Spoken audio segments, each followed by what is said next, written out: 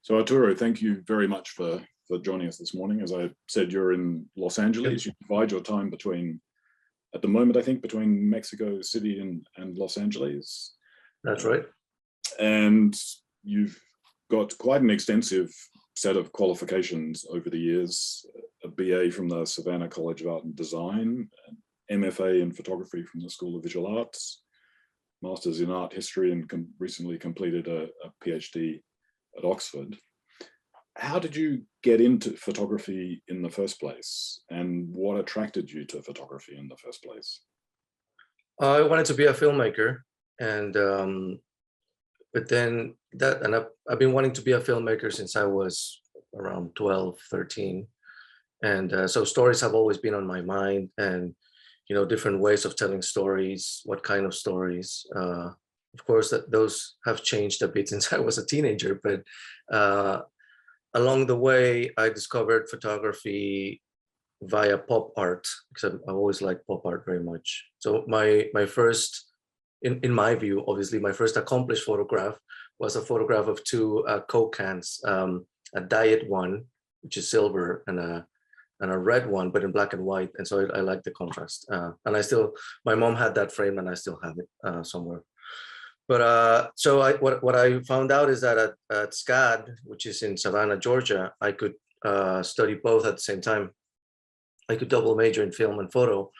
And then throughout the 4 years or 5 years of my education, I just kind of like leaned more and more towards photography, mostly because with film, you need a number of things, right, that go alongside with it. And with photography, you more or less can work on your own.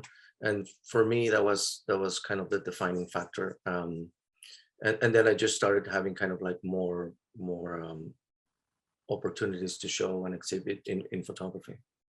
So you were born in Mexico City, and then you moved to the US at some stage to study, or you moved before to study. What was it like? And did you pick up photography in Mexico City first and then come to study in the States? What were sort of the differences between thinking about photography in Mexico City and thinking about and studying photography in the US and then in the UK?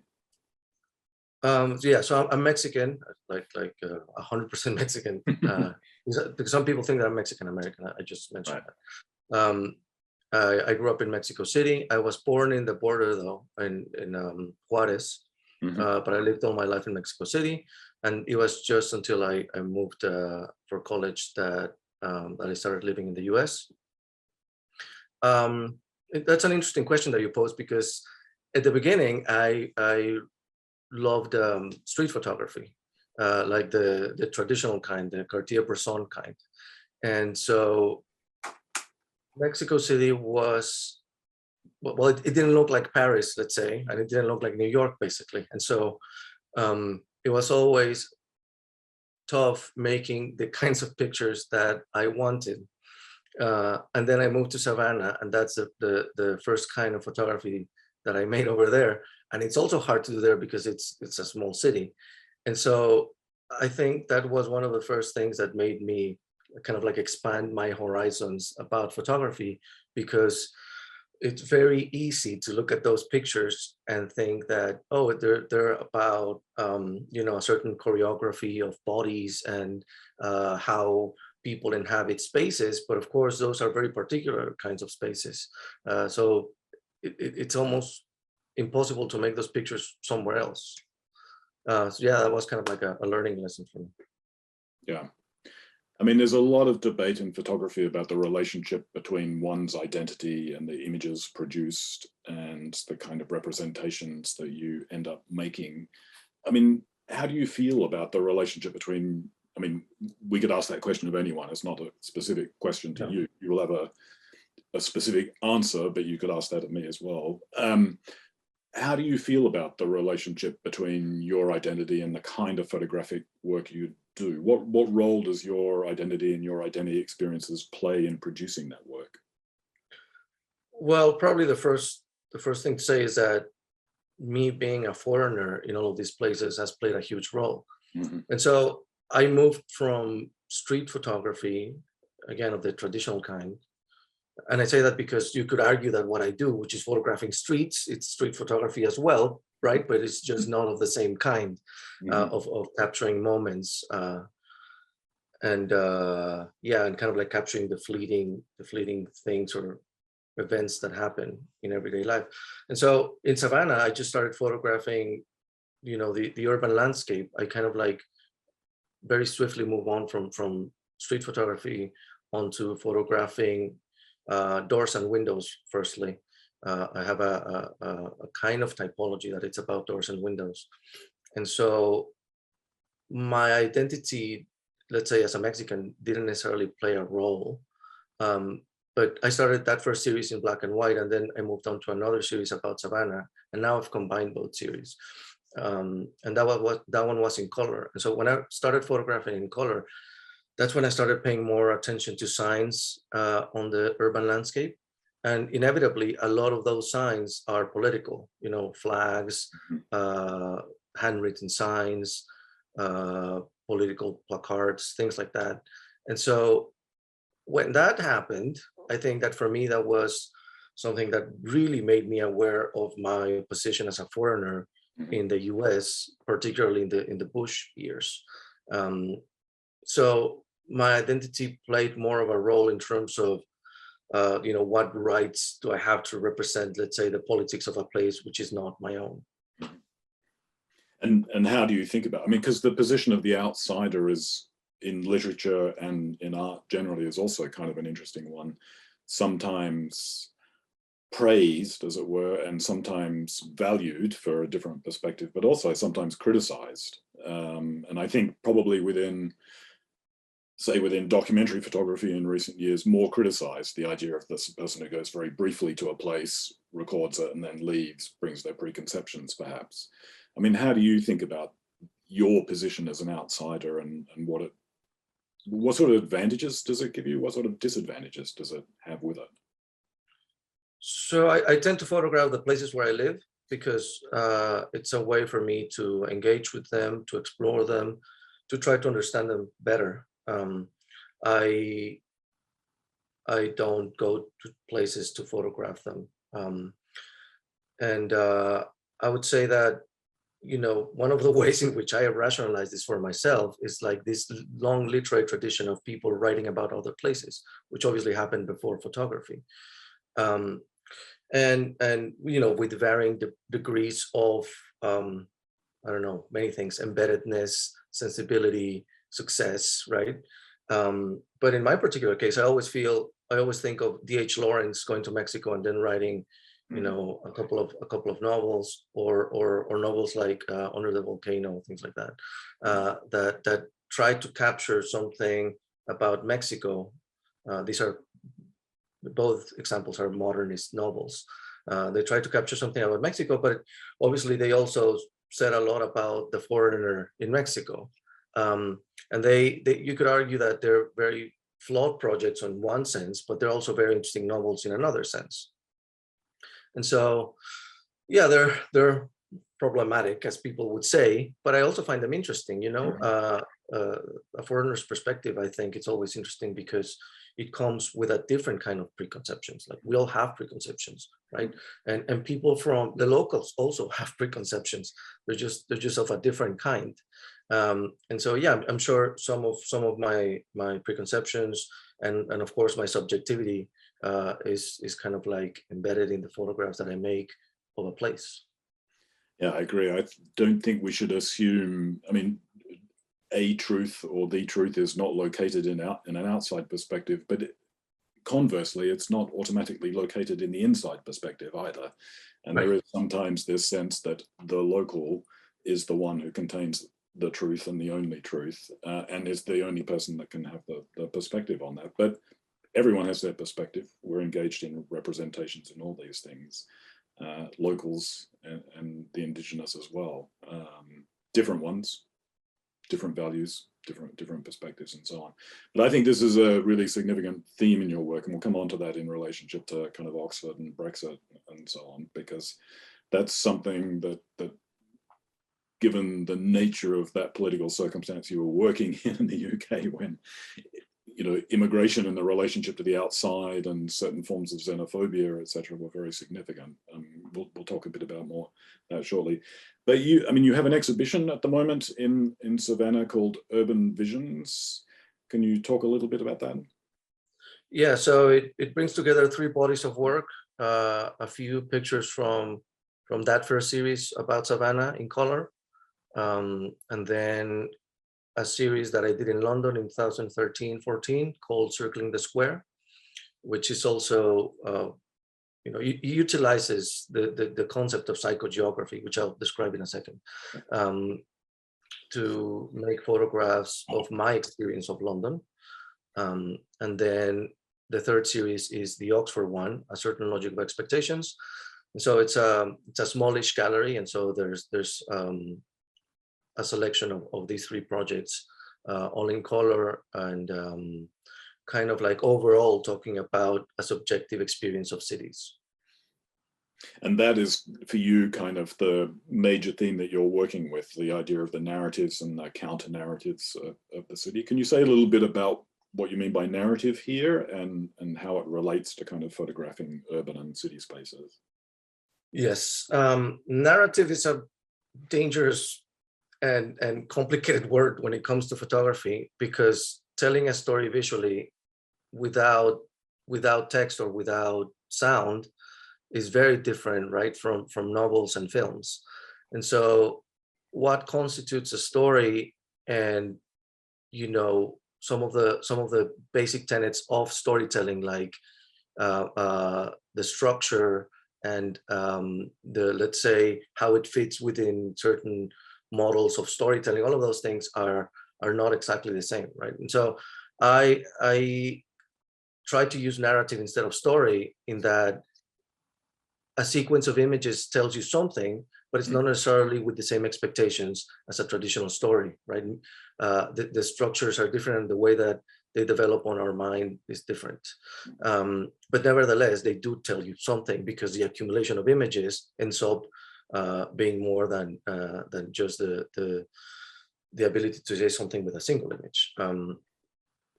And so with narrative and counter narrative, I mean more or less the expectations and the sort of ideas that come with a place, right? And certain places, there's places where certain ideas are very specific, and therefore the expectations in one's mind are also kind of narrow, let's say. That obviously depends from place to place, and a place obviously can have more than one, not just one kind of narrative or not one kind of expectation. But nevertheless, sometimes when we think of a particular place, we think of a particular aspect. And so sometimes those can be very, very reductive, very damaging, very simplistic. And so, there are parts of a city usually that fall outside those kind of like preconceptions. And I find it interesting photographing those places and kind of expanding, let's say, the notion of what a particular city is, or how it's usually represented. Yeah. So just before we have a little bit of a look at the work from the book on Oxford itself, explain the concept of psychogeography. We put that in the title of the talk, a psychogeography of a city. What do you mean by, and this within geography, I know that this is, a stream of analysis and a perspective. What do you mean by psychogeography when you're thinking about photographing urban space and cities? So it's a term by the Situationists, which was a group of French thinkers in the 60s and later. It was a very kind of like fractured group. led by a guy named Guy Debord. And so he has a short text, describing psychogeography as kind of the effect of places on people. And so that allows for feelings to, to come to the fore and kind of determine how a place is represented, right? Because he says that, if you think of geography as the effects of time and different aspects of natural phenomena on the earth, right? It's very different when you process that through yourself, basically, and through your personality, through your subjectivity. That has nothing to do with geological time. It has to do with your perception. And so we all have opinions about places. Sometimes we make them known to others or to ourselves, but that doesn't mean that, we feel particular things when we're in different places. And so what I understand by psychogeography in relation to photography is being very aware of those things. What kind of places am I interested in? Why am I interested in those places? And what does it mean to, basically make a mini archive of them when you publish a book?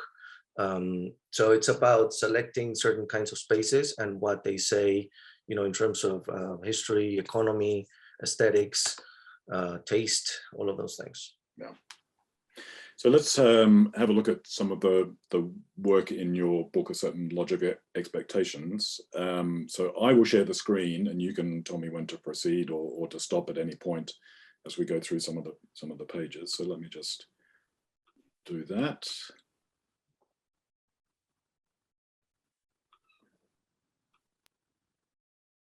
Can you see that okay? Yep. Excellent. So I imagine a certain lot, you kind of referenced this phrase earlier about having certain expectations about what a city looks like. And is it the case that you were studying in Oxford, doing a degree program in Oxford, and Oxford, of course, has this kind of not official motto, but known as the City of Dreaming Spires. Was that the expectation against which this work is located?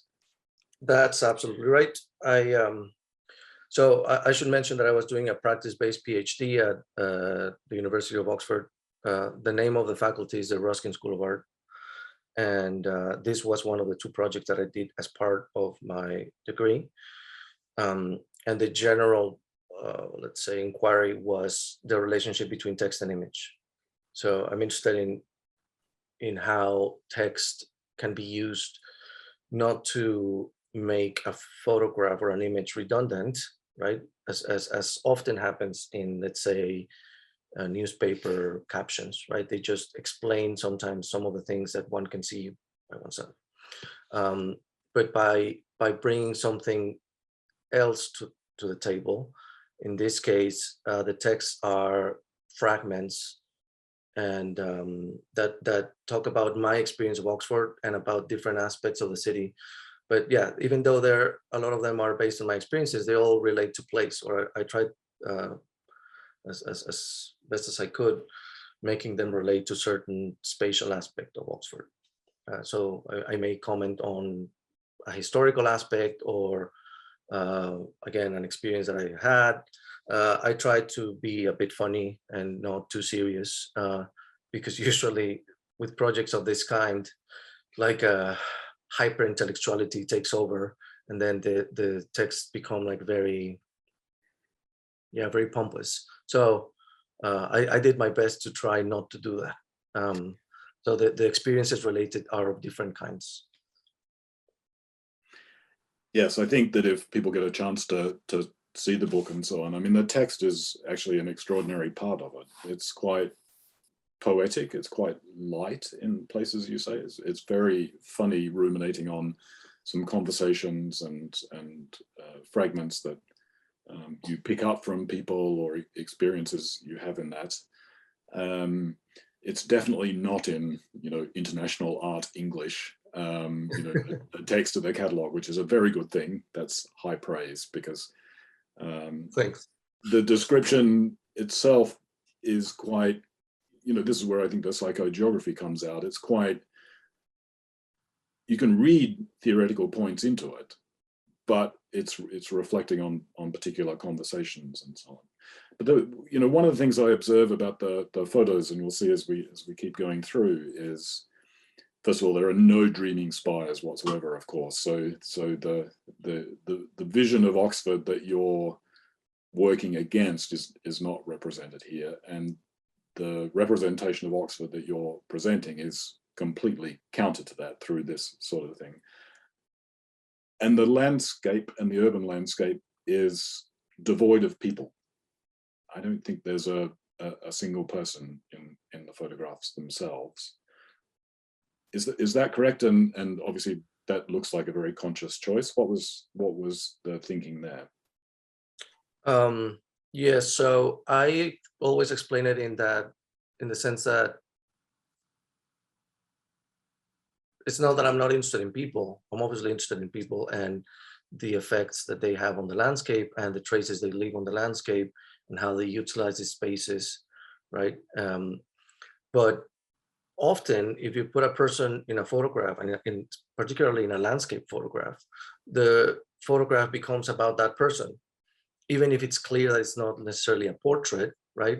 Even if it's clear that it's just a person, let's say, passing by, then this is another instance in which that word narrative comes in, because almost inevitably, I think we're hardwired to start questioning who that person is, what is she or he doing there, and that can distract from maybe a deeper analysis of place and what is the purpose of that place, what kind of place that is. And so I just find it easier, let's say, doing without people, so that the emphasis is 100% on the urban landscape. And again, some of these markers are contained in the landscape. Yeah. And then about the dreaming spires, yes, that's part of a poem by Matthew Arnold in which he described Oxford like that, and it just stuck. And now a lot of people kind of, well, maybe not now, perhaps always, people have always thought of Oxford and the institution as being the same. And that, of course, is not true. Oxford is a city that has a fascinating history and that has been through many changes. And it's also a very important city in economic terms for England. One of the things that I find fascinating is that they still make the Mini there, and so, for instance, a huge part of the city was expanded to house the workers in that factory. So in that particular case, a different industry that has nothing to do with the university had a huge impact on the city itself, right? And so that neighborhood obviously still exists, and that place is one of the kind of like the most contrasting places in the town and gown divide, as I call it over there. And there's many people that live in Oxford that have nothing to do with the university. A lot of migrants that work for a number of industries, but mostly the service industry. And so it's all of these different kinds of social dynamics that are sometimes left out when you say the city of dreaming spires and you only think of the university, which of course it's also fascinating and another source of part of the British myth, right? A lot of people think that there's basically nothing as British as, I don't know, the monarchy and probably Oxford and Cambridge. And so it's kind of like thinking about all of those things when representing spaces and places. But then very early or very soon, you realize that, photographs have a certain kind of limitation in talking about all of these things. Of course, a lot of these can be just visual, right? So I'm not saying that they cannot be visual. No, they can. But on the other hand, there's many things that, like I say in the book, escape the grasp of photography. And so therefore, that's when text becomes really handy to talk about ideas that are a bit more abstract. This is one of, I've paused on this page because this is one of my favorite photographs in the book, actually. The blank wall with the road sign, and the road is Between Towns Road. That seems to kind of encapsulate a number of senses of liminal space, borders, uncertainty about identity. I mean, that's, for me, that's kind of one of the greatest, in the book, one of the greatest representations of kind of the psychogeography that you're talking about there.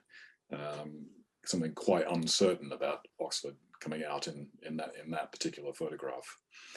Thank you. I want to just go forward. There's a quote on page 56, and it's at the top right. You say, "When I tell people that the only places I've been in England are Oxford, Bath and London, they invariably respond that I've not really experienced this country. Interestingly, some of these same people have reacted ambivalently towards these pictures, feeling that they could have been taken anywhere. The contradiction is never apparent to them." Can you explain the contradiction for them? So, yeah, I made it a bit, I don't know, hard to understand on purpose. What I want to say is, how can be the most, or one of the most special places like Oxford, right, be both the same as everywhere, right, and then be also one of the most special places? It's either one or the other. Or if it's both, then what elements are special and what elements are just like any other place, right? And so, which is what I think, actually. I think it has both. It has obviously the city center with the university and all of its really special places and buildings. And then there's also, you know, streets that can be like anywhere in England. Of course, I agree with that. But it's not just one or the other. It's both at the same time. And so then another comment can be made of like what the really in quotation means. As if Oxford was like not part of England, or but in a different dimension or something like that. Like, I understand that it's very different from other parts of England, of course, but Oxford is still a city that faces many challenges, many social and economic challenges. And one of the biggest problems that it has is homelessness, right? So in that sense, it's not really different than the rest of England. So a certain kind of people thinking that Oxford is like, again, in a different ballpark than the rest of England, I feel that they're wrong. You know, it's just the kind of people that basically live in the Oxford bubble, in the Oxford University bubble, because yeah, Oxford has problems like any other city. Having said that, of course, it's very different for someone like me that comes from Mexico City, which is a really big city with a lot of very different kinds of problems. And so, yes, I also recognize that Oxford is a very privileged city overall, right? In which, as I mentioned somewhere in the book, you know, I can go out and have some drinks and then walk home, right? And more than likely, nothing will happen to me, in a way that's not so certain in a place like Mexico City. So some people reacted ambivalently to some of those photos. I mean, have you had more general reaction from people in Oxford to the book as a whole? Most people have really liked it, I have to say. And most people really engage with the text. The ones from Oxford or that have lived in Oxford. For me, you know, and I'll be completely honest about it, one of the challenges is like, what are people going to think about the book that are not from Oxford? And so I would love people to engage with it and check it out, and, you know, let me know if they connected with it. Because one of the things that I did was write the text in a way that, at least from my perspective, they can be interesting to a number of people, in that it's just a description of a city. Like, some of the things that I talk about only happen in Oxford, sure, but some others happen, you know, in a number of places.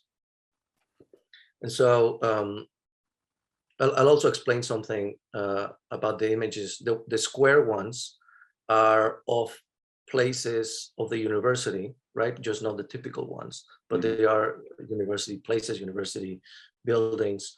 And then the rectangular ones are, with one exception, are of places outside of the city center, which are the places that basically tourists usually never get to see because they're there for a handful of hours or maybe a day tops, right? And so they only get the image of the city center as the image of Oxford. If you could stop there. Another thing that I wanted to say is I'm very interested in the markers contained in urban spaces. And so I tried putting in a lot of political markers.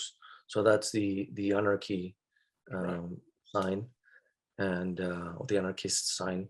And then I also tried to put in a labor sign.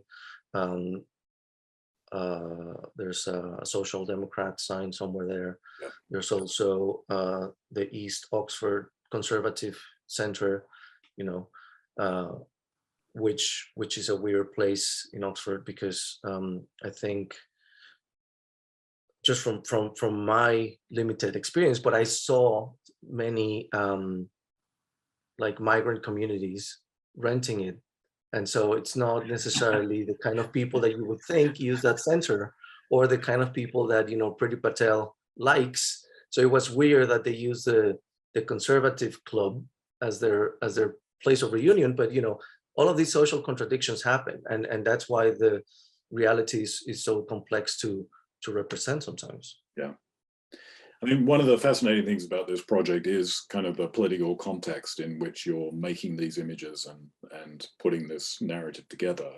And you photographed between 2016 and 2020, I think. So that's in the aftermath of the Brexit referendum, which for people outside the UK was the referendum where everyone in the UK got to vote on whether the UK would remain a member of the European Union. And to a lot of people's surprise, the answer was no, and the UK has withdrawn from the European Union. Very contentious referendum, very contentious debate, and the country is living with the consequences of a major geopolitical and economic and social change as a result of that, not even getting to grips with it yet.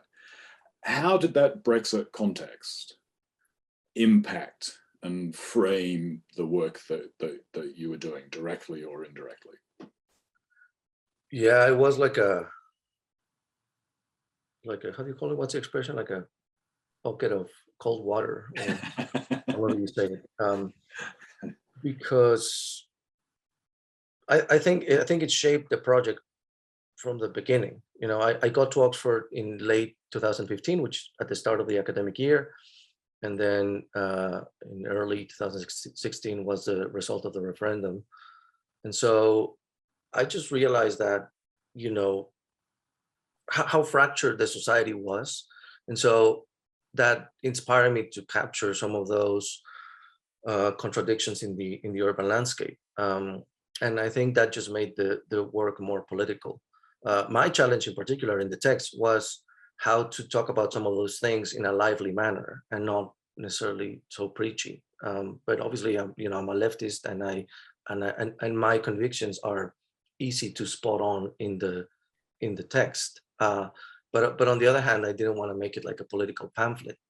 And so some of those political aspects are also visual, like in the manner that I just said, capturing those signs, which may seem like not like a groundbreaking idea, just taking a photograph of a labor sign, but you still have to do it within the let's say the artistic parameters of photography, right? So I still try to make the best image that I could make of a labor sign, and then B, how to incorporate them in a visual narrative in a way that it made sense. And again, it wasn't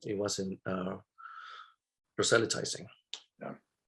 And I think one of the interesting things about that is the context, and then the photographic work that you've done, of course, is that central. I mean, a lot of people interpreted that Brexit referendum as kind of, a protest against the elites, the so-called liberal elites in the country, of which Oxford University would be, a preeminent example in British society. And then, somewhat ironically, perhaps, the images that you're showing of Oxford are more akin to, I'm not saying there's a contradiction in your thinking, but I'm saying that there's kind of a complexity here that's is not going to be grasped by the leave versus remain divide on Brexit. So that's the cultural divide in the UK that has kind of split the country down the middle. Leavers were the people who wanted out for a variety of reasons. They might have been anti-immigration, they might have had economic issues, they might have been opposed to elites. Remainers were the people who wanted to remain in the European Union. In some ways, the photographic work that you've shown of Oxford, this different psychogeography of Oxford, gets to the structures of inequality, gets to the lack of prosperity in these British cities that might have been fermenting some of the leave argument. I mean, do you see that potential complexity? I say it's not a contradiction, but do you see that potential to do that? I don't know if that's necessarily true about Oxford, because they voted overwhelmingly to stay. But of course, I encountered many people in Oxford that wanted to leave. And surprisingly, some professors, some conversations that I had with professors that obviously are very well educated, and they still, some of them said that they voted remain, but that they considered the argument of leaving. And so that for me was very surprising. For me, that was a no-brainer, right? But then I could see those social fractures coming through, right? When people say those things. Yeah. That also means that, and this is something that obviously not being from the UK, I learned when I was there. The campaign to leave started, 30-something years ago or more. And there's always been people against the European project, and that's something that I learned there. The extent to which some people are completely opposed to the European project. And that part I found fascinating, because it turns out that Oxford is also one of the places that harbor those people, in that, since it educates the elites, the top of the let's say the leftist, how do you call it? The leftist political power, let's say, studied at Oxford and Cambridge, but also the same goes for the right. And so those contradictions are there, even on the student level, right? And that's why places like the Oxford Union have been led by some of the most noted right-wingers in the UK. And within the university structure, obviously the places like the Oxford Union still have a lot of power. Yeah, the current British Prime Minister included. So exactly, yeah. Yeah. I'm going to go to a couple of questions. We've got some questions from people in the audience, so I want to bring those in. One from Scott. What was your thinking in not including any traditional Oxford photos, for example, the spires of the university? It seems that the town-ground tension would be an important element of the psychogeography of the place. Yes, so if you go to the preeminent Oxford bookstore, which is Blackwell's, they have a section about Oxford, right? And there's, I don't know, many titles, many of them just with photography that show those places. And so I didn't see the need to restate what has been said many times. The beauty of Oxford, which is enormous, has been captured, very well by many photographers.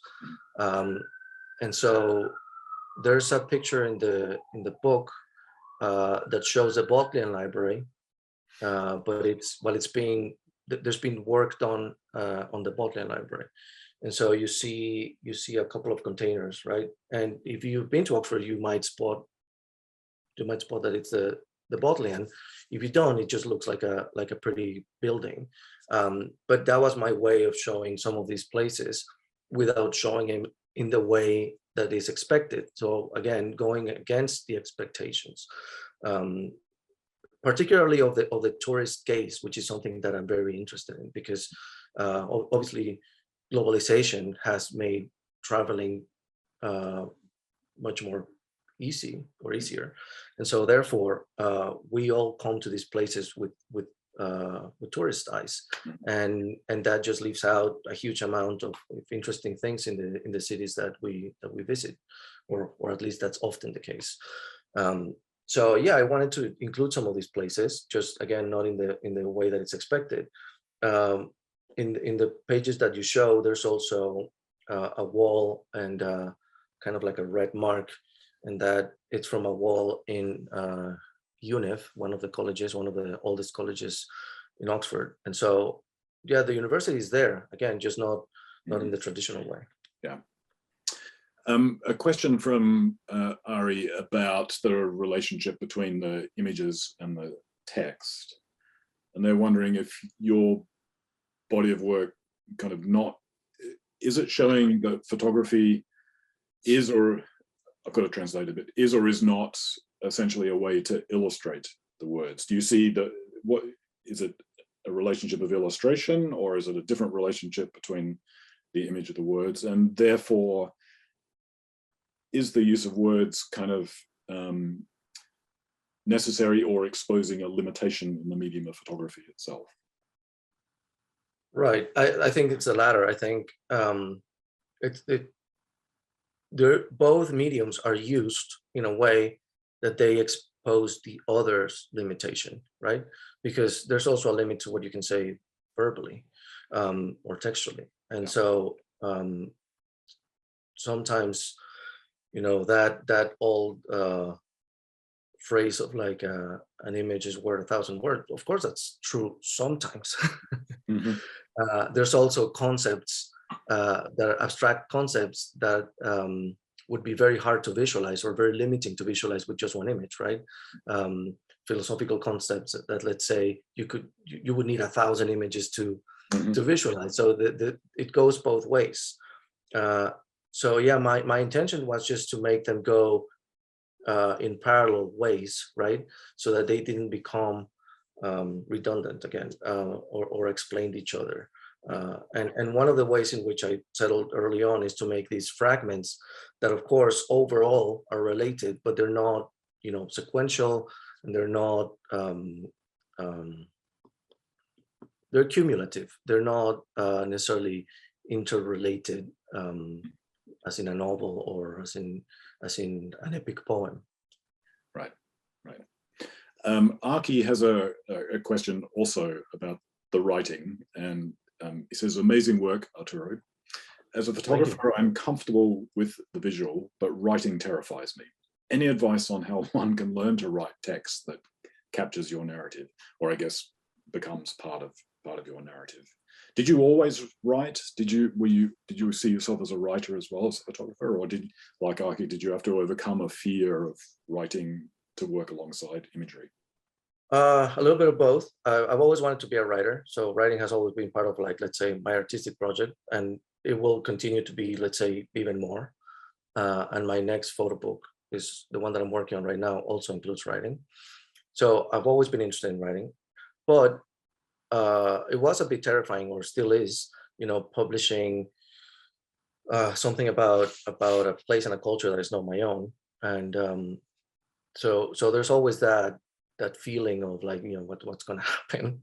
How are people going to take this? And in terms of the advice, I would say the first thing is to try to define what kind of writing you think it's appropriate, because there's obviously many kinds, right? There's books that go alongside poems, and there's books that go alongside essays, right? There's books like mine that go alongside essayistic fragments. And so kind of like decide which written tradition do you feel might be helpful to go alongside the images. There's people like John Gossage, which sometimes just use a single word or a single sentence on the page opposite the image, right? And that one sentence or that one word is meant to establish a relationship, right, between the text and image, and obviously changes the balance of both. And so it depends. I would say define what kind of writing you think it's appropriate. And the other thing is that it doesn't necessarily need to be your writing. It can be someone else's writing. You know, if it's poetry, let's say, it can be a collaboration between a poet and a visual artist. So, yeah. Question from Paul, who's finding the conceptual discussion fascinating, but he says, I don't know that most photographers do or don't think this way before beginning a project. What thoughts or advice do you have for someone about to begin a project in a place where they're definitely an outsider wanting to tell a story or a truth? How do you go about evaluating a place before you begin, or does it evolve as you work on the project? That's a great question. It evolves, or in my case, it evolves. I started by photographing. And the photographing informed the confines of the project, or defined the confines of the project. And I always say that, you know, you start making edits, right? An edit of 20, an edit of 40. And then, you know, you put them on the wall or on the floor or whatever. And once you start looking at what you have, it becomes evident what you think you need. And so therefore, these pictures kind of like tell you what other pictures need to be there in the project, according to you, obviously, right? According to your ideas, according to your conception of what the project is. But kind of like the project starts answering its own questions, let's say, and kind of like telling you where to go. Yeah, and then it's about, you know, making an edit over the years and trying to define more clearly what kind of project it is. Great. So we're coming towards the end of our time. That's just to say to anyone in the audience who wants to ask a question, drop it in quickly and we'll be able to get to it. Question from Mark, who says, so well thought through and researched. My question is, have you really finished this project? Oxford beyond the centre is so large and various that there are arguably many areas and communities still to cover. Do you feel you've finished Oxford, or is it an ongoing thing? I feel like I finished it because I left, and, you know, and my time there had come to an end. And so therefore that was a natural end to the project. But that doesn't mean that, you know, things stop evolving or stop happening. Of course, the urban landscape is constantly changing. And so therefore, it's, for me at least, it's infinitely interesting to notice those changes and capture them via text or image. But that's perhaps for someone else to continue. And there's, I should say, there's people like James Attlee, who's a wonderful writer, who published a book with a very similar intent previously than mine. It's called Isolarian. And so if anyone is interested in a more or in a purely literary take on Oxford that is not about the city center, I recommend reading that book. And his new book also deals with some of these aspects just in relation to the pandemic. So what is the next project for you? Are you working on something now that's related to this, or are you planning something? Related in the sense of text and image. It's a book about the neighborhood where I grew up in Mexico City, and trying to again expand the range of its representation with both photographs and text. The difference is that in this case, the texts will be longer. There will be about 1,000-word long essays, and it will be even more autobiographical. But again, it's a challenge of how to do that without coming across as too self-centered or writing things that hopefully will interest other people, right? But that definitely have to do with me, my perception of the world. And then just these places that in the particular case of the new project, have not been imaged, let's say, a lot, because it's a neighborhood in Mexico City that it's not one of the popular ones. Mm-hmm. It's not one of the ones that tourists really see. Mm-hmm. A question from Sabrina, who's doing some work that kind of intersects with some of your things, and has also got the position of an outsider doing a long-term photo documentary, taking pictures of urban borders, etc., linked to questions of mental health. She's interviewing some people about it. She wants to know, did you also interview people in Oxford, or is the perspective one derived only from your own experience? And if you didn't interview people, why not? I did try interviewing my classmates. So as a PhD student, we had a weekly seminar, and where we presented our ideas, research. And so as a part of it, I tried. And I interviewed about, or I sent the questionnaire to about 20 to 30 people, and their responses were not that interesting. Mm-hmm. And because the questionnaire was mostly about their subjective response to the city. So I wanted to know their feelings and opinions about the city.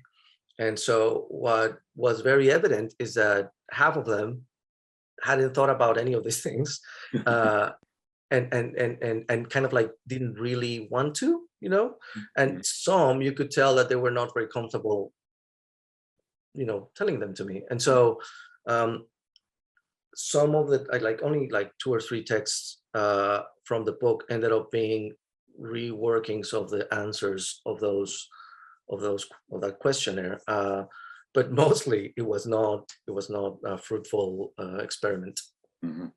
At the same time, I would say to people, if you get a chance to have a look at the book, a lot of the text is drawing on conversations you might have had with people, or Right. some reflections with people, and so on.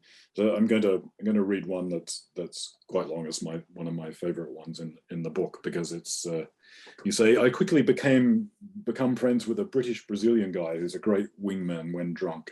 We seldom discuss politics, although we sometimes talk about history. He seems to be very knowledgeable about the Holocaust.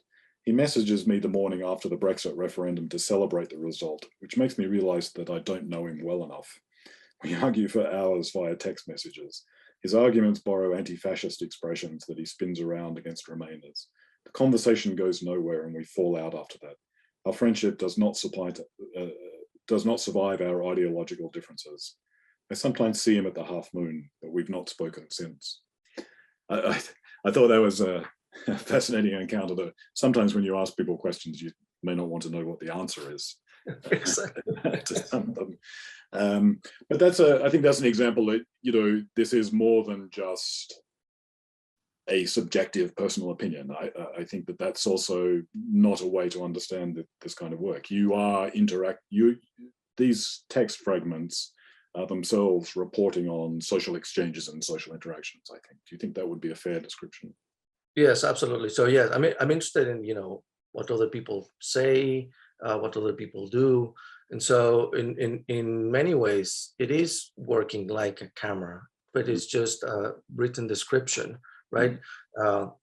It's a lot of what, reporters do. They see things and then they, so I'm reporting on different aspects of Oxford. But however, I do make very clear that it's let's say through my eyes, or it goes through me. I'm not claiming any kind of distance in the same way that a journalist sometimes has to for the integrity of the story. So it's more like a personal essay, but reporting on the world. Yeah. Well, Arturo, that brings us to the end of our time. I think that's actually extremely good description of the project to finish on. So thank you once again for getting up early in Los Angeles to be with us. Thank you very much. To everyone in the audience to be here. Great questions. As always, we record this, so we will have it online in a few days on the website. People can follow up and can share it. But Arturo, thanks very much. Thanks everyone for their questions and for tuning in. Great. And thanks to you, David. All right. See you later. Bye. Bye-bye.